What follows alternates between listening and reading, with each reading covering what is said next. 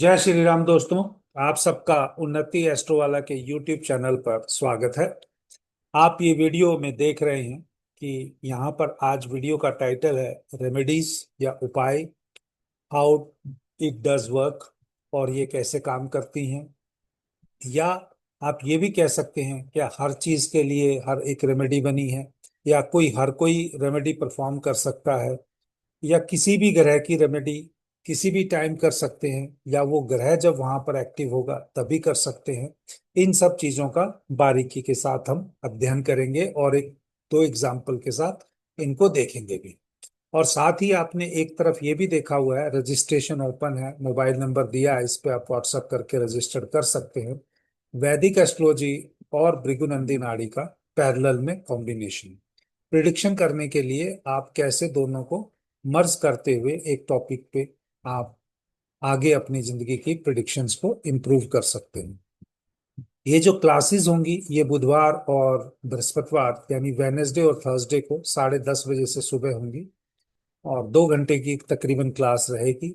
और ये जो बैच जो नया स्टार्ट हो रहा है ये 1 अक्टूबर से हो रहा है। तो जो भी जातक या जो भी एस्ट्रोलॉजी के जानकार, चाहे आपको पहले से एस्ट्रोलॉजी आती है या नहीं आती है, आप इसको ज्वाइन करना चाहते हैं तो नंबर पे कांटेक्ट कर सकते हैं।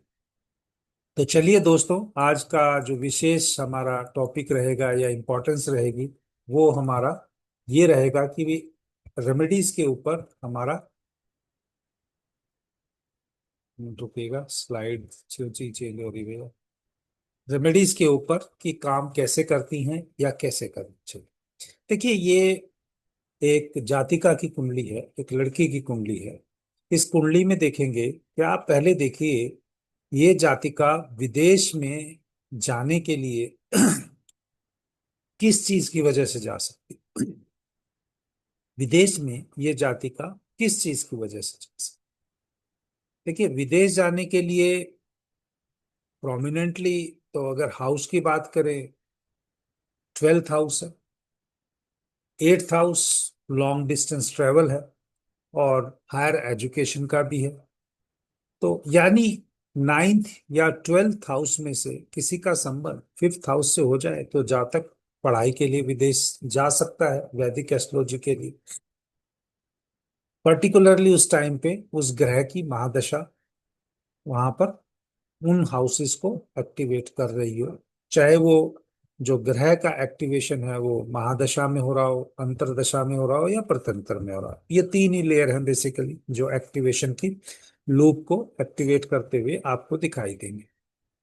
तो आप इस कुंडली में अगर देखेंगे तो 5th हाउस का लॉर्ड जो है वो मून है, चंद्रमा है। और चंद्रमा का इस कुंडली में शुक्र के साथ एक्सचेंज भी है। ठीक है।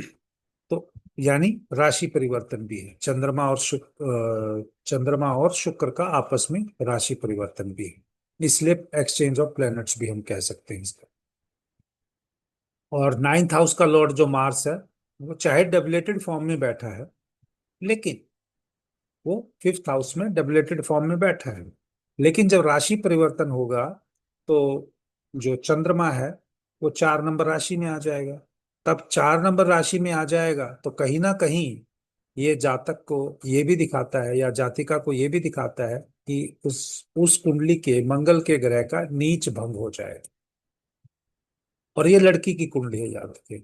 अभी कुछ दिनों से मैंने 2-3 वीडियो पास्ट में बनाए हैं, तो वहां पर यही आपको बताने की कोशिश की है कि तीसरे भाव का संबंध अगर पंचम भाव से हो जाए तो जातक को एक बार स्टेटस या कुर्सी या अथॉरिटी की पोजीशन जरूर मिलती है। तीसरे भाव का पंचम से हो जाए और साथ में दसम भाव का भी पंचम में हो जाए तो फिर परमानेंट टाइप की कुर्सी भी मिल सकती है, परंतु इस केस में एक ही वो हो रहा है, तो इसलिए हम यहाँ पर ये कह सकते हैं कि कुर्सी मिलेगी। अब ये विदेश का हमें पता चल गया। अगर ये कॉम्बिनेशन इनका, अगर हम बात करें भृगुनंदी नाड़ी से, एजुकेशन का कारक मरकरी है, मरकरी के साथ राहु बैठा हुआ है, या मरकरी के आगे चंद्रमा भी है, तो यहाँ पर भृगुनंदी नाड़ी से और वैदिक से हमें दोनों से पता चल गया कि ये जातिका का फॉरेन में एजुकेशन या घर से दूर जाके एजुकेशन का योग है, कुंडली में योग है। अब ऐसे योग तो बहुत सारे बच्चों की कुंडली में होंगे जो इस दिन पैदा हुए हैं। देश काल पात्र या घर की परिस्थितियों के अनुसार आपको ये ध्यान रखना है, क्योंकि आपको बहुत सारे लोग जीवन में ऐसे उतर करते हुए मिलेंगे कि ये सभी पे मिलेगा। नहीं भैया, देश काल पात्र की कंडीशन आपने लगानी है, और जातक का कितना एनर्जी उसमें लग रहा है उसी के हिसाब से एक्टिवेशन। मान लीजिए इस कुंडली में बुध जो है एजुकेशन का कारक है, वो उच्च राशि में बैठा है, मूल त्रिकोण राशि में बैठा है, चंद्रमा के साथ जिसका एक्सचेंज है वो भी, वो उच्च राशि में जा रहा है। फिर शुक्र भी अपनी राशि में आ रहा है, गुरु अपनी राशि में बैठा है, शनि रेट्रोगेट है तो वो भी अपनी 11 नंबर की राशि में जाएगा। तो इस चार्ट में बहुत सारे ग्रह डायरेक्टली और इनडायरेक्टली इस तरह से स्वयं की राशि में बैठे हुए हैं। तो इस तरह से हम कह सकते हैं कि जातिका की राशि चार्ट के हिसाब से हम ये कहेंगे इसमें काफी अच्छे स्कोप है। अगर हमें एक्चुअल रिजल्ट को एक्टिवेशन देखना है तो वहां पर हमें D9 चार्ट को भी देखना चाहिए, क्योंकि एक पेड़ है तो दूसरा उसका फ्रूट है। तो ये चीजें हम पैरेलल में स्टडी कर सकते हैं। लेकिन ये जातिका पढ़ने के लिए विदेश गई, ये यहाँ पर एक्टिवेशन राशि चार्ट में स्कोप। अब इसी चीज को अगर हम देखेंगे कि भाई वहां के वो ग्रह को या राशि को जब एक्टिवेट होंगे तो कैसे वहां पर संबंध बनेगा, उसी हिसाब से हम दे सकते हैं। लेकिन अब मैं आपको एक चीज बताने जा रहा हूँ अगली। अगर इसके राशि परिवर्तन में जब ये एक्टिवेट होगा, जब ये जातिका पढ़ के जॉब लग के विदेश में भी जाएगी, तो कहीं ना कहीं जब मैरिज की एज आएगी तो क्या रेमेडी करें। अगर शादी नहीं हो रही है या शादी किसी वजह से लेट हो रहा है, क्योंकि आज का टॉपिक तो रेमेडी के ऊपर है, तो यहाँ पर शादी से संबंधित रेमेडी हमको, अगर जाति का हमारे पास आई है तो हमें सजेस्ट करनी है। शादी का भाव वैदिक के हिसाब से देखेंगे, लड़की का हो या लड़के का हो, सप्तम भाव या सप्तम भाव के स्वामी की बड़ी इंपॉर्टेंस हो जाती है। सन मरकरी राहु यहाँ वैसे बैठे भी हुए हैं। तो जब इस जातिका के शादी के लिए बात हो रही थी, या वो पेरेंट्स ने जब कांटेक्ट किया, तो मैंने एक चीज बताई इसमें, क्योंकि यहाँ पर बुध वक्री है, बुध वक्री है, बुध मरकरी और राहु और सूर्य के डिग्री वाइज बीच में बैठा हुआ है। तो इस लड़की के, जिस लड़के से दोस्ती है, उससे शादी नहीं होने के चांसेस, कारण चाहे कुछ भी, पेरेंट्स, उस लड़के के पेरेंट्स मना कर दें या कुछ भी XYZ, वो कैरियर की ग्रोथ की बात करे। यहाँ दिखता तो यही है कि भाई सूर्य है तो वो उस लड़के के लिए अपना लाइफ में स्टेटस या ईगो बहुत इंपॉर्टेंट होगा, तो वो शायद प्रेशर में होगा और वो मना करेगा। तो इस लड़की की वहां पर शादी हुई। तो रेमेडी मैंने अपनी तरफ से कोई सजेस्ट नहीं की, क्योंकि अगर वो बुध है, बुध की रेमेडी कराओगे, तो इसलिए मैं आपको ये कहना चाह रहा हूँ। मैंने सिर्फ ये कहा जिस लड़की से, अगर आप जिस लड़के से शादी करना चाह रही है, जिससे दोस्त है इस कुंडली में, उसको योग नहीं बन रहे हैं, तो आप कोई अरेंज मैरिज करके कोई और लड़का देख के शादी कीजिए। उन्होंने ऐसा किया और शादी हो भी गई, और शादी अभी आज की डेट में तो सफलतापूर्वक या सफल वे में चल रही। तो यहाँ पर बात ये आती है कि क्या हमें रेमेडी कोई बुध की सजेस्ट करनी चाहिए थी, या राहु का कोई दान करवाना चाहिए था, या सूर्य का कुछ कराना चाहिए था। तो दोस्तों, हर चीज के लिए रेमेडी किसी भी व्यक्ति का आके आप कैसे सजेस्ट करते हो, कैसे कंस्ट्रक्ट करते हो रेमेडी, ये आपकी सिचुएशन और उस जातक की सिचुएशन पे है। अगर उसका आपके आने से का आप, वो आपकी बात समझ गया, उसका काम हो गया, तो वो अच्छा कहेगा। अगर बाकी जिसको अगर कुछ रेमेडी बेच के ही एडिशनल वो करना है, तो हो सकता है वो किसी रीति रिवाज की या किसी स्टोन की या किसी भी यंत्र तंत्र मंत्र की रेमेडी सजेस्ट कर सकता है। मेरी एनर्जी यंत्र तंत्र मंत्र वाली नहीं है। मेरी रेमेडी कार्मिक है, क्योंकि यहाँ पर कार्मिक इस कुंडली में क्या है कि जो दोस्त है वो धोखा देगा। क्योंकि जब भी कभी जीवन में, तकरीबन, मैं ये नहीं कह रहा कि हमेशा ही, लेकिन दोस्त पे विश्वास ना करना ही, मतलब आंखें खुली रखना ही इनके लिए रेमेडी है। वो इनको बता दी गई, उन्होंने फॉलो किया और वो काम किया। अब आप यहाँ देखिए कि बुध जो है वो D9 चार्ट में बैठा भी सेकंड हाउस में, वाणी के हाउस में बैठा, सूर्य के साथ बैठा है।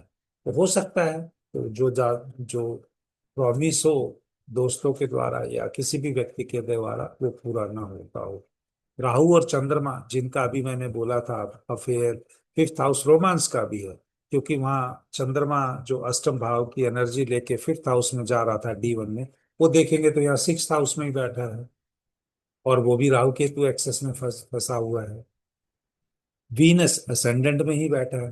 तो जातिका को जब ये समझ में आ गया, और वीनस है भी लॉर्ड वहां पे सिक्स हाउस और इलेवेंथ हाउस का, जब उसको समझ में आ गया कि ऐसे रिलेशनशिप से आगे मूव ऑफ करना ही अच्छा है, और एक अच्छे जीवन साथी के साथ जिंदगी को बढ़ाना ही ठीक है, तो विदेश में पढ़ाई हुई। वो तो चलो, पढ़ाई तो मेरे से पूछने से पहले ही हो गई थी, वो जा चुके थे। लेकिन लाइफ की सेटलमेंट, किसी जॉब का सेटलमेंट या मैरिज का सेटलमेंट, ये रेमेडी में जैसे करते ही उसको इम्प्रूवमेंट की तरफ लेके चला गया। यहाँ पर मैं विंशोत्तरी दशा का वैसे मैंने लगाने की कोशिश की थी, क्योंकि इनकी शादी हुई इसी पीरियड में है, जुपिटर सैटर्न पीरियड में। वो यहाँ मैं डिस्कस नहीं कर रहा हूँ। लेकिन जुपिटर का जो पीरियड है वो तो काफी, उससे सैटर्न सैटर्न का जैसे ही स्टार्ट हुआ तो सैटर्न जुपिटर, और जुपिटर का पीरियड से स्टार्ट होगा, उसमें से आगे चलते चलते घूमते हुए अभी यहाँ तो आपको जुपिटर सैटर्न मून दिख रहा होगा। तो इसलिए कुछ चीजें हाइड की गई हैं। लेकिन दोस्तों, सिर्फ यही बताने के लिए कि कार्मिक रेमेडी है, किस चीज के लिए कहाँ पे आपको काम आ सकती है, हमें देखना होगा। अदरवाइज अगर रेमेडी देखोगे तो आप 6 7 8 हाउस की कर सकते हो, क्योंकि वो मेलेफिक हाउस है, वो आपको थोड़ा पेन देते हैं, पेन के बाद आपको गेन भी देंगे। लेकिन अगर आप इस चार्ट में ये देखोगे कि शुक्र जब एक्सचेंज होके आता है, शुक्र अपनी राशि में बैठ जाता है, तो उसकी रेमेडी क्या था? अष्टम भाव तो आपका मंत्रों का है। अगर ये मान लो ऐसे रिलीजन को बिलोंग करती है, तो वहां पे वो मंत्र नहीं करेगी। ये आपको देखना है कि भाई आप क्या सजेस्ट कर रहे हो, जातक को क्या लगता है। मेरे हिसाब से ये हुआ और फीडबैक अच्छी आई, और इसलिए मैंने आप लोगों के साथ इस पर यहाँ पर ये शेयर किया। दूसरा चार्ट है। यहाँ पर भी जातक का जो समस्या थी, वो समस्या जॉब से रिलेटेड थी। जॉब छूट चुकी थी, और दोबारा जॉब के नहीं मिल रही थी, गैप काफी आ रहा था, जातक परेशान था। तो यहाँ पर अगर हमें देखना है कि क्वेश्चन ही ये है कि जॉब से रिलेटेड है, तो दसम भाव और दसम भाव से छठा स्थान अगर गिरेंगे तो तृतीय भाव, इस कुंडली में दोनों का स्वामी जो है वो शुक्र बना। शुक्र वापिस राहु केतु एक्सेस में है, सूर्य के साथ है, शनि के साथ है, और भृगुनंदी नाड़ी के साथ प्रोफेशन का कारक शनि है। तो अब हम क्या इनको रेमेडी सजेस्ट करें? या जातक का काम नहीं बन रहा, उसको पैसिफाई करना है, और उसकी एनर्जी को इस तरह से एक्टिवेट करना है कि वो चीज लगे। जो मेरे को समझ में आया, जो मैंने रेमेडी दी, जो जातक के लिए काम किया, वो यही था कि भाई आपका कोई कुल देवी का, आपकी कोई कुल देवी का काम, या आपके वहां पे दर्शन काफी दिनों से हुए नहीं है, जो रुकावट बन रही है। वैसे तो इस कुंडली में देखेंगे तो चंद्रमा और बुध का आपस में एक्सचेंज भी है। चंद्रमा और बुध का कुल देवी, कुल देवता, जो आपकी खानदानी परंपरा है, वो सेकंड हाउस से देखते हैं। लेकिन यहाँ पर हमें इंपॉर्टेंस अभी भी शुक्र को देनी है। और शुक्र जब राहु केतु एक्सेस में बैठ जाएगा, तो कोई देवी, कुल देवी की आप पूजा करने से आपके काम अटके हुए पूरे हो सकते हैं, या वहां पर जाकर आपको अपनी पिछली कोई मिस्टेक है तो उसके लिए माफी मांगनी है, और आपका जो नेक्स्ट आगे आपको संभल के रहने के लिए माता का आशीर्वाद लेना है। तो ये जो शुक्र का राहु केतु के एक्सेस में जैसे ही आया, तो मैंने तो शुक्र की रेमेडी बताई, पितृ और पूर्वजों से संबंधित बताई, उस चीज का इन्होंने इमीडिएटली काम किया, और इनको जो जहां से जॉब नहीं भी उम्मीद थी, वापस वहीं से इनको वो चीज करने से एक्टिवेट हुई। तो इसका मतलब कोई कई जगह रेमेडी काम कर रही है, कहीं नहीं कर रही है, तो उसमें जातक का जो खुद का जो एनर्जी रिलीज है, नेगेटिव एनर्जी रिलीज करने का जो सिस्टम है, जो उसको उसका फेथ सिस्टम है, वो उस पर बहुत ज्यादा काम कर रहा है। क्योंकि वो जो रेमेडी बताने वाला है, देखिए कुछ लोग होंगे जो XYZ किसी भी थीम के ऊपर है, जो एस्ट्रोलॉजी के बहुत सारे डिफरेंट विषय हैं उनके ऊपर बताते हैं। भैया मैं उस टाइप की रेमेडी नहीं बताता हूँ, मेरी रेमेडी सारी की सारी कार्मिक है। कार्मिक है जो आपके रिश्ते और जो आपके इंक्लिनेशन जो है भगवान के साथ है, उसका अगर वो आपका एनर्जी नेगेटिव है, वो ब्लॉकेज हटेगा तो आप जिस चीज की उम्मीद चाह रहे हो उसके होंगे। लेकिन कुछ कुंडलीज में ऐसे कॉम्बिनेशंस होते हैं, जैसे आपका अनमैरिड योग है, और अनमैरिड योग है आपकी कुंडली में, और उसके बाद भी आप जबरदस्ती रेमेडी करके शादी कर लेने की कोशिश करते हो। वैसे तो होनी नहीं चाहिए, लेकिन हो भी जाएगी तो वो शादी लंबे समय तक चलती नहीं है तुरंत, क्योंकि वो नेगेटिव एनर्जी ब्लॉकेज है। वो चार्ट के हिसाब से वो इस जीवन में नहीं होंगे। अगर वो जब तक आपको एक जीवन में उसकी रेमेडी का पूरा मतलब उसको नहीं जी लोगे कर्मों के द्वारा, तो वो रेमेडी आपको परेशान करती रहेगी। तो एक चीज आप इमीडिएट रिलीफ चाहते हो, ठीक है, आपको मिला, आपने वो किया भी। लेकिन अगर आप कर्म की रेमेडी करते हो, वो कर्म पूरा हो जाएगा आपका। अगर आपका कर्म कोई शरीर से पूरा होना है, आपका कर्म अगर ब्रह्मचर्य से पूरा होना है, तो वो उसी तरीके से होगा, वो मार्स का कोई डोनेशन करके नहीं। ठीक है। तो मेरा कहने का मतलब आपको यही था, और यही मैं आपको समझाना चाहता था। अगर इसी तरीके से, अब देखिए भृगुनंदी नाड़ी में भी सैटर्न प्रोफेशन का कारक है, राहु प्रोफेशन में आने वाली दिखते हैं। लेकिन राहु जो दिखते देता है वो टेम्परेरी देता है। जब मेरा सिंपल ये लॉजिक था, सूर्य शुक्र है तो जातक को अच्छा प्रोफेशन मिलना चाहिए, लेकिन उसका अभी या अहंकार है, वो टूट जाएगा देवी के आगे जाके झुकने से, तो उसको प्रोफेशन मिल जाएगा। तो पूरी रेमेडीज में या जो जिस जातक को बताई गई वो यहाँ शेयर नहीं कर रहा हूँ, लेकिन आपको एक चीज बता रहा हूँ कि कर्म की रेमेडी सर्वोपरि है। आप कर्म की रेमेडी करेंगे, बहुत फास्ट वे में एक्टिवेट होती है। मैं ये नहीं कह रहा किसी के कि भाई कोई मंत्र कर रहा है, कोई तंत्र कर रहा है, कोई यंत्र धारण कर रहा है, उसकी रेमेडी नहीं करती होगी। भैया मेरे से जो जो आके बोलते हैं, जो अपने कर्म को समझते हैं, कर्म को परफॉर्म करते हैं, मेरे द्वारा उनको रेमेडी उसी की मिलती है, मैं उसी में विश्वास करता हूँ। क्योंकि आप अगर आज किसी से आपके चार्ट में नहीं है, उसको छीन के किसी से ले रहे हो, कल आपको वापस देना ही पड़ेगा। अगर आज आपके चार्ट में सेक्रीफाइस करना लिखा है कर्मों के अनुसार, पहले आप सेक्रीफाइस करेंगे, आप उसके बाद गेन प्राप्त कर सकते हैं। दोस्तों, यहाँ पे आप देखिएगा, इसको कार्य क्षेत्र और कार्य क्षेत्र से जहां जाके सर्विस देनी है, उसका स्वामी शुक्र था। और इस दौरान ही जब इसने इस चीज की नहीं की थी, उसकी मैरिज लाइफ में भी दिक्कत है, डाइवोर्स हुआ वाइफ से। जबकि यहाँ पे अगर देखेंगे तो जो सेवंथ हाउस स्पाउस का जो साइन है वो शनि है, वो शनि राहु के साथ बैठा है। जैसे ही अगर ये शुक्र की रेमेडी पूरी होगी, तो शुक्र का जो उन्होंने काम करेंगे, लगातार जाते रहेंगे। अब कितना जातक जा रहा है मुझे नहीं पता, लेकिन उस टाइम आप फादर जेल में थे, जेल से बेल हो गया, और जातक की फौरन वापस नौकरी लग गई। लेकिन अगर मैरिज का करना है, तो वो कम से कम एक दो विजिट और उनको लगाने चाहिए, ताकि उनकी वो जो बची हुई नेगेटिव एनर्जी है वो भी ब्लॉकेज में से हट जाए, और फिर उसकी शादी के भी योग एक्टिवेट हो सकते हैं। लेकिन एज भी है, एज काफी हो रही है, तो लेकिन फिर भी मुझे ऐसा लगता है कि आजकल लोग कम से कम खाली शारीरिक रूप से शादी के लिए नहीं जाते हैं, कई बार मानसिक और सहयोग के रूप में भी ओल्ड एज में भी एज ए कंपेनियन के रूप में भी किसी से शादी करते हैं, ताकि भाई जिंदगी में उनकी चीजें स्मूथ चलती रहे। एक चार्ट और लेते हैं दोस्तों, यहाँ पर कोई टॉपिक नहीं लिखा है। अब इस चार्ट पे हम देखेंगे,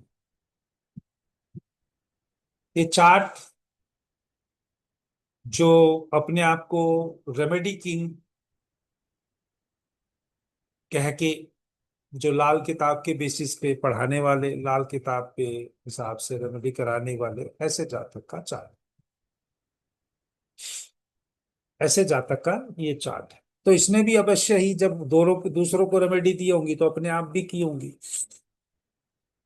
लेकिन इस चार्ट में, क्योंकि मैं यहाँ पिछली दशाएं सिस्टम नहीं दिखा रहा हूँ क्या एक्टिवेट हुई, या प्रोग्रेशन नहीं बता रहा हूँ ग्रंथि नाड़ी से, लेकिन आप इस चार्ट में देखिए क्या ऐसा कारक हो सकता है कि जातक के जीवन में कठिनाई है। एक आप ये देख सकते हो कि राहु केतु 4-10 एक्सिस में है, तो घर पे या प्रोफेशन में दिक्कत हो सकती है, एक चीज दिखाई देती है। सैटर्न मार्स आमने सामने है, आप ये भी कह सकते हो, त्रिगुणांदी नाड़ी नहीं बात कर रहा मैं, वैदिक की बात कर रहा हूँ। तो प्रोफेशन में कोई लड़ाई झगड़ा हो सकता है सैटर्न मार्स की करने से। या आप 5 नंबर प्यार मोहब्बत सोशल सर्कल का, और इधर से घर का प्रोफेशन का, तो इन 4 हाउसेस को कह लो, या इन कॉम्बिनेशंस के जातक के जीवन में दिक्कत आएंगी। लेकिन अगर ये अपने आप को बैलेंस रखेगा, क्योंकि ये सैटर्न और मार्स दोनों 29 डिग्री पे है भैया, बड़ा फेमस और बड़ा प्रोफेशनली राइज करने वाले व्यक्ति की कुंडली होगी ये, और लॉन्ग टर्म फेम रहेगा। हाँ, लेकिन जब वो दिक्कत आएगी तो दिक्कत भी दिखेगी। यहाँ पर नेम फेम की डिग्री बहुत अच्छी है, यहाँ पब्लिक स्पोर्ट की डिग्री बहुत अच्छी है, तो जातक के तो जीवन में बहुत कुछ बढ़िया दिखाई देता है। लेकिन इस चार्ट के में अगर जो मैंने आपको बताया दिक्कत आएगी, या तो 4-10, या तो घर और प्रोफेशन के बीच में, और साथ में 5th हाउस और 11th हाउस। तो घर में डिस्टर्ब कब आएगी? जब प्यार मोहब्बत होगा। प्यार मोहब्बत होगा तो काम भी सफर करेगा, कुछ ये जातक ऐसी चीजों में फंस गए। तो क्या इसने खुद एस्ट्रोलॉजी बेच के जब हम करते हैं एज ए एस्ट्रोलॉजर, क्या अपने लिए रेमेडी नहीं करते होंगे? लेकिन जब समय आता है और वो कर्म नहीं करते हैं, तो फिर वो रेमेडी काम नहीं करती भैया। आप बेच लो, महंगी से महंगी रेमेडी कर लो, क्योंकि आपकी कुंडली में पैसा बनाना लिखा है, आप पैसा बना लो। लेकिन जब आपका कर्म करने की बात आएगी तो वो चीज नहीं करे। पैसा लोग अलग अलग रूप से कमाते हैं। मेरा ऐसा मानना है कि पैसे से पहले आपको कर्म देखना चाहिए, ताकि आपके जीवन में शांति बनी रहे। तो इस चार्ट के हिसाब से अगर हम यहाँ देखेंगे, जुपिटर मून है असेंडेंट में, जुपिटर अपनी ही राशि में है, जुपिटर अपनी ही राशि में है। लेकिन अगर जुपिटर मून होता है असेंडेंट में, तो जातक का थोड़ा सा मन तो विचलित होगा ही होगा। हाँ, ये एक अलग बात है कि डिग्री वाइज जो कॉम्बिनेशन है वो चंद्रमा और गुरु का कॉम्बिनेशन बनता है, तो बाद में उसको ब्लेसिंग भी मिल जाएगी, लेकिन एक बार तो मिस्टेक करने के, या आप ये कह सकते हो कि जीवन में कुछ गड़बड़ करने के चांसेस रहेंगे। अब यहाँ पर देखिए वो कैसे होगा। केतु 10th हाउस में बैठा है, और उसका लॉर्ड जो है जुपिटर, वो असेंडेंट में ही बैठा है। अगर अगर हम भृगु वैदिक की बात कर रहे हैं, और 10th भाव से जो छठे भाव में है सूर्य और बुध, यानी कोई मित्र के रूप में कोई व्यक्ति आएगा, मित्र के रूप में आएगा, और वो प्रोमिनेंटली फीमेल हो सकती है। क्यों फीमेल हो सकती है? क्योंकि 10th से 6 भाव यानी तृतीय भाव का स्वामी शुक्र है, जो अपन से 12वां हाउस गया है, जो बेड प्लेजर के चक्कर में यहाँ पे ये चीजें दिखती हुई दिखाई दी। सेम वे में अगर हम यहाँ पे बात करते हैं, क्योंकि ये लड़के का चार्ट है, तो यहाँ पर वीनस जो है लग्जरी और कंफर्ट का कारक होगा, और वीनस के साथ यहाँ ट्राइन में केतु है। वीनस और केतु जो है, वीनस की डिग्री 6 डिग्री है, और केतु की 28 है। तो इसका मतलब वीनस केतु है, तो लग्जरी कंफर्ट में कहीं ना कहीं अगर जातक फ्लेक्सिबल रहेगा, धार्मिक रहेगा तो ठीक है, नहीं तो बाद में कोई ना कोई दिक्कत आएगी। अब ये कहाँ गायब है, कैसे गायब है, ये जातक कौन है, इस ये मत पूछिए। किसी एक स्टूडेंट ने ही चार्ट दिया था अपने, वो इनके पास पढ़ता होगा शायद, उनकी कुंडली इनके पास होगी। मैं तो इस जातक को पर्सनली जानता भी नहीं, लेकिन जब मैंने ये चीजें उन्होंने मुझसे पूछी तो मैंने बताई। उसके बाद तो मैंने यही बताया कि रेमेडी करते रहो, करवाते रहो, लेकिन अगर आप खुद अपने लिए अच्छा नहीं करोगे तो कोई दिक्कत आपको कहीं ना कहीं आपके उभर के वापिस आएगी आएगी। वीनस केतु सामने था। जो आप डिग्री वाइज भी देखेंगे तो सूर्य और मरकरी जो बड़े क्लोज डिग्री उसमें बैठे हुए हैं, क्योंकि वीनस के साथ केतु है, वो डिटैचमेंट है, आइसोलेशन में लेके जाएगा या परमानेंट ब्लॉकेज लगाएगा ही लगाएगा। और कारण जो है सामने से मित्र सूर्य और सूर्य, बुध और सूर्य, मतलब एक हाई स्टेटस फैमिली से कोई भी एक ऐसा बच्चा जो इनके नजदीक आएगा और वो किसी ना किसी वो कारण बनेगा। लेकिन जब हम भृगुनंदी नाड़ी और वैदिक लगाते हैं तो हम चीजों को आ, इकट्ठा क्लब कर नहीं कर लगा रहे, एक टेक्निक के हिसाब से नहीं लगा रहे। जब उस कारक को देखते हैं तो वही कारक सेम हम भृगुनंदी नाड़ी में कैसे करते हैं तो आपको लगेगा। अब इसी चीज को आप देख लो, शुक्र का जो मैंने आपको बोला था, इनका जो जुपिटर और वीनस है D9 चार्ट में 1/7 एक्सिस में बैठे हुए हैं, और मरकरी जो है वो थर्ड हाउस में D9 के में शनि की राशि में वापिस बैठा हुआ है। और जो मून जो ब्लेम लगवा रहा है वो D9 में वापस 10th हाउस में सूर्य की राशि में गया है। तो ये आपको इस तरीके से चीजें पता चल जाएंगी दोस्तों। अगर आपको ये वीडियो पसंद आए तो चैनल को लाइक करना, चैनल को सब्सक्राइब करना, वीडियो को लाइक करना, और इस वीडियो को बाकी अपने फ्रेंडशिप सर्कल में भी सर्कुलेट करना। जय श्री राम, हर हर महादेव, जय माता दी, ओम नमः शिवाय।